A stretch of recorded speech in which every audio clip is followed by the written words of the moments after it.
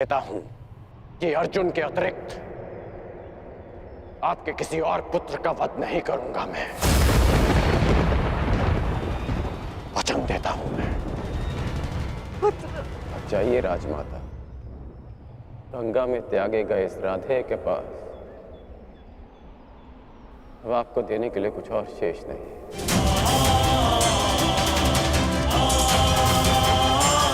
रही बात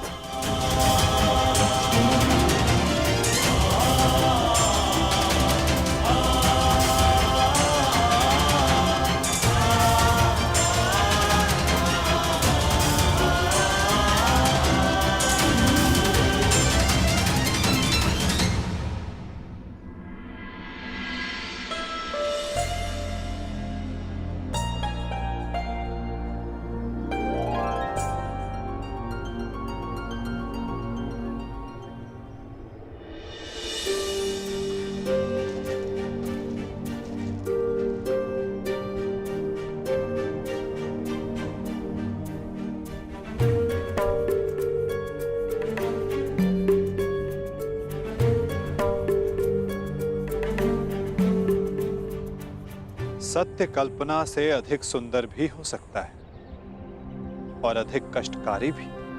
मैं जानता था कर्ण, परंतु मैं ये कभी नहीं चाहता था कि तुम इस कष्ट को सहो।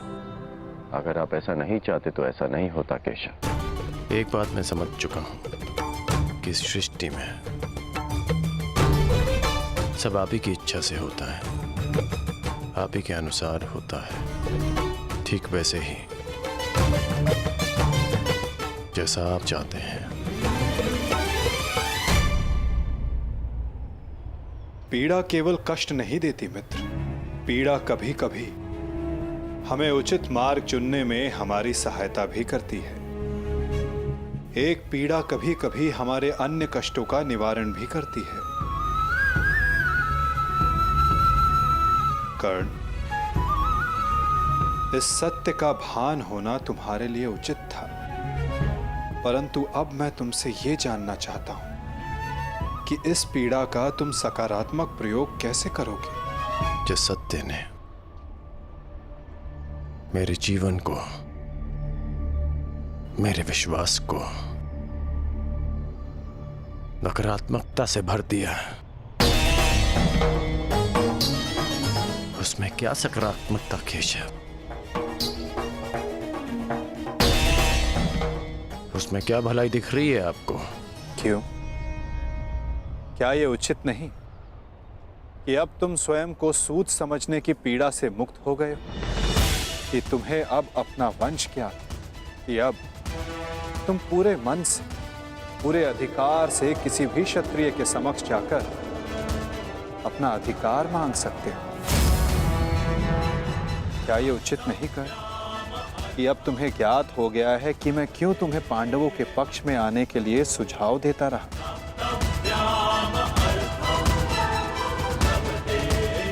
एक सत्य संसार बदल सकता है और अब तुम्हारा संसार बदल चुका है मित्र। तो क्या यह श्रेष्ठ नहीं कि तुम अपना पक्ष और निर्णय दोनों बदल दो? तुम सबसे ज्येष्ठ कौन्तेय होकर अर्जुन, भीम, युधिष्ठिर, इन सबसे ज्येष्ठ, और मुझे ये मानने में कोई संकोच नहीं कि तुम अर्जुन से अधिक श्रेष्ठ हो। परंतु ये दो शक्तियां, ये दो भाई विपक्ष में क्यों मित्र? यदि तुम और अर्जुन एक पक्ष में हो गए तो सृष्टि की कोई भी शक्ति तुम दोनों के समक्ष छोटी पड़ जाएगी।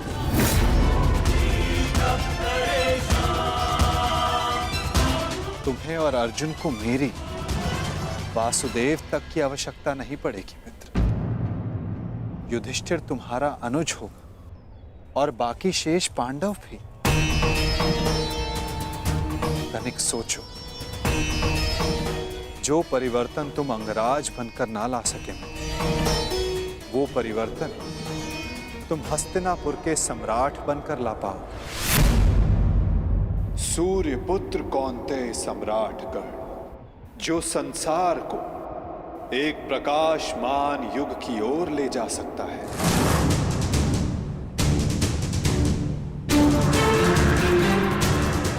मैं केवल तुम्हारे भविष्य की बात नहीं कर रहा हूं कर्ण, मैं उस भविष्य की बात कर रहा हूं जिसकी हस्तिनापुर को आवश्यकता है, इस संसार को, इस मानवता को आवश्यकता है। और यही सबके हित में है मित्र।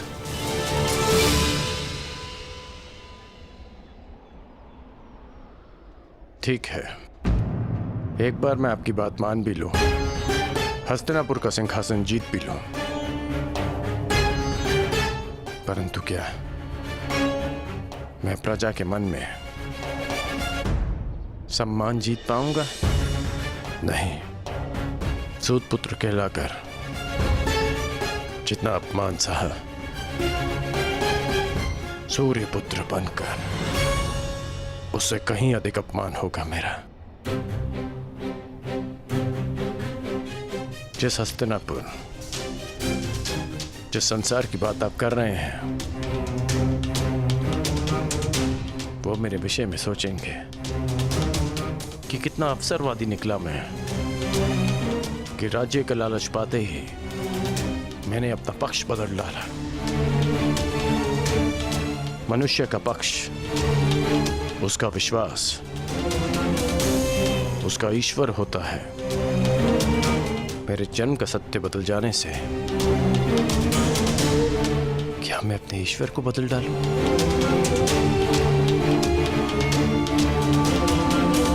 और अर्जुन, क्या ये उस महान धनुर्धारी का अपमान नहीं होगा?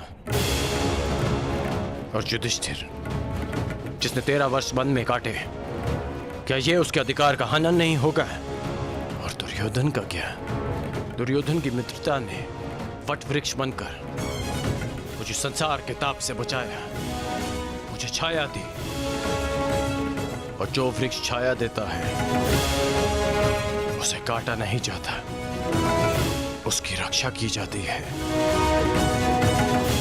धिक्कार होगी मुझ पर यदि ऐसा विचार मेरे मन में भी आया।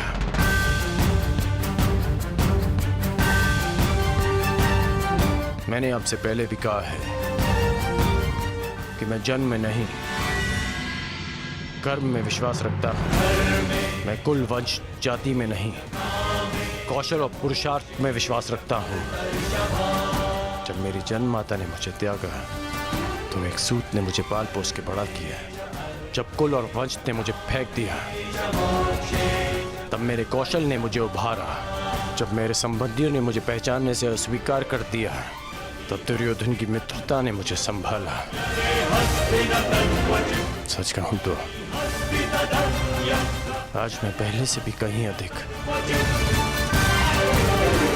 दुर्योधन का ऋणी हो गया हूं। और आप कह रहे हैं कि मैं अपना पक्ष बदल लूं?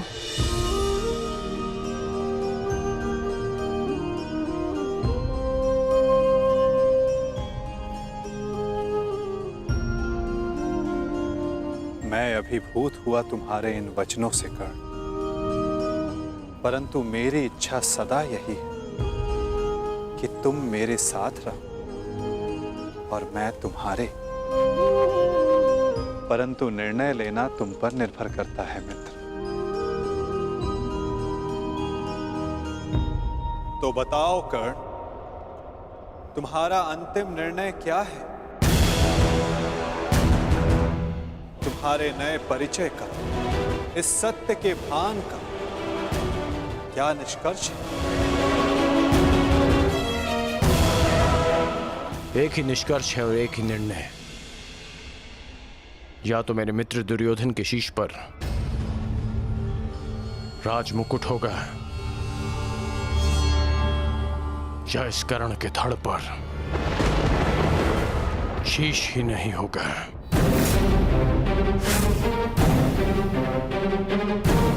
इसके अतिरिक्त और कुछ संभव नहीं है केशव।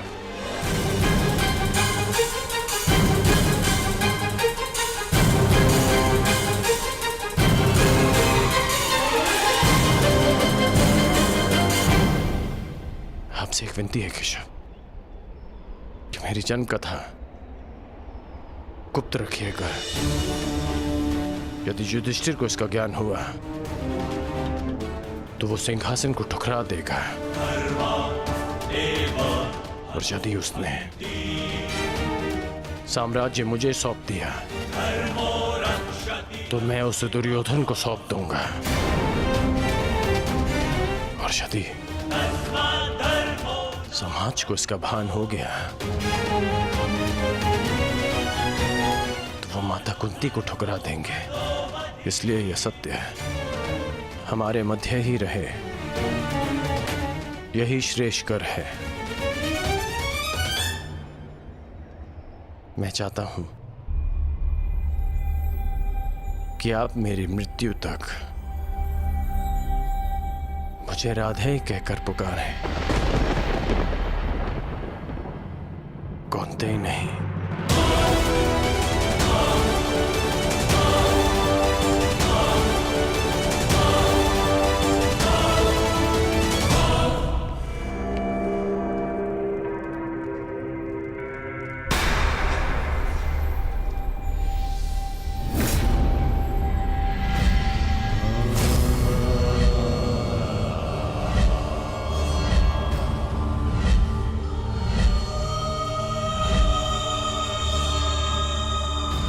यही तुम्हारा भविष्य है, यही तुम्हारा प्रारब्ध, यही अंत है कुरुवंश का।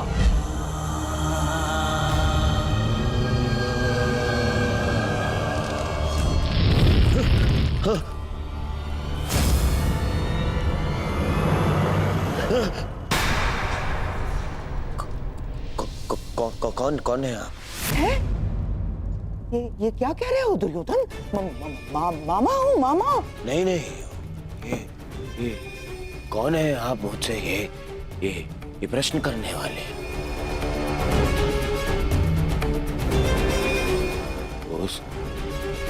उस छली ने उस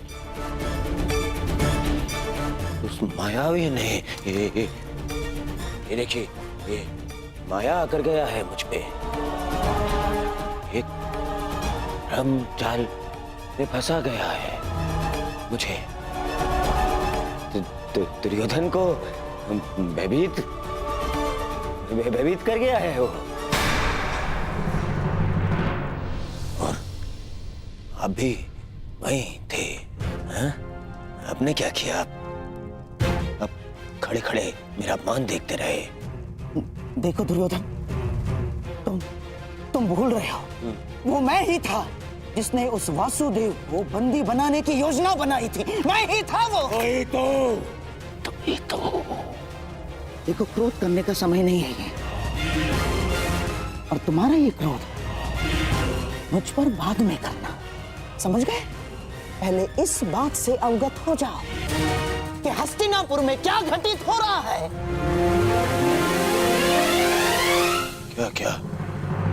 क्या घटित हो रहा है हस्तिनापुर में? वही तो मैं तुम्हें कब से बताने का प्रयास कर रहा हूं, परंतु तुम हो कि सुन ही नहीं रहे हो। तुम्हें कदाचित अनुमान नहीं है कि तुम्हारा परम मित्र कर्ण तुम्हारे नाक के नीचे क्या कर रहा है। क्या कर रहा है मेरा मित्र? जब तुम उस वासुदेव के माया के भ्रम के पश्चात स्वयं को संभालने का प्रयास कर रहे थे, तब सभा से वासुदेव के साथ कर्ण ने भी प्रस्थान किया था। दुर्योधन, दोनों साथ थे। दोनों साथ थे। हाँ, और केवल इतना ही नहीं दुर्योधन, तुम्हारे शत्रुओं की माता कुंती के साथ तुम्हारे परम मित्र कर्ण ने बहुत समय व्यतीत किया, बहुत। कहीं ऐसा तो नहीं दुर्योधन कि उस छलिए वासुदेव की माया में फंसकर कर्ण पांडवों के पक्ष में? ऐसा हो सकता है ना दुर्योधन? नहीं, ऐसा नहीं हो सकता। ना, हो सकता है। नहीं, मुझे कर्ण से मिलना है। इसी शाल मिलना है कर्ण से।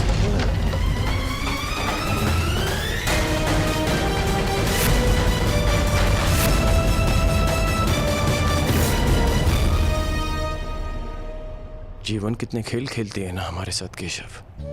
जीवन भर जिसका वध करना चाहा, जिसे युद्ध में हराना चाहा, जिसका मान मर्दन करना चाहा, आज ज्ञात हुआ कि वो मेरा ही अनुज है। मैं अपने ही अनुज पर आक्रमण कैसे कर पाऊंगा? उस पर बाण संधान कैसे करूंगा मैं?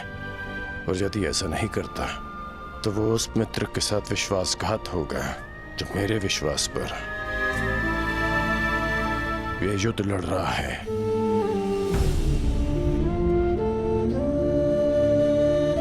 क्यों नियति हमारे साथ ऐसा खेल खेलती है? क्यों वो दो भाइयों को शत्रु बनाकर सामने ले आती है? क्यों वो उन्हें एक दूसरे के रक्त का प्यासा बना देती है, जिनकी धमनियों में एक ही रक्त बहता है? ये कैसी नियति है केशव?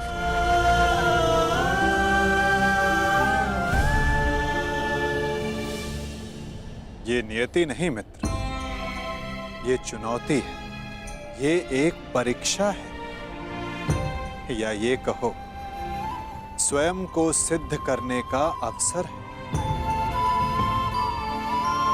इतनी कठिन परीक्षा, इतनी कठोर चुनौती, इतना पीड़ादायक अवसर। मनुष्य अपनी परीक्षा नहीं चुनता कर्ण, ये परीक्षा है जो स्वयं अपना पात्र चुनती है। ये चुनौती है जो परखने के लिए स्वयं अपना पात्र चुनती है कवचधारी वीर।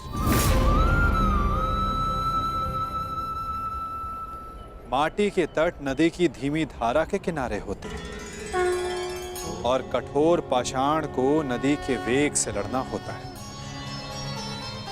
एक सामान्य पाषाण को हथौड़ी और छेनी की मार सहनी होती है, परंतु जिसे हीरा बनना हो उसे धरती के भीतर गहन दबाव और ताप को सहना होता है। माला बनने के लिए अपने हृदय को सुई से भिदवाना होता है, प्रकाश देने के लिए स्वयं को जलाना होता है। बांस सब होते हैं कर्ण, परंतु बांसुरी बनने के लिए तन पर घाव खाना पड़ता है।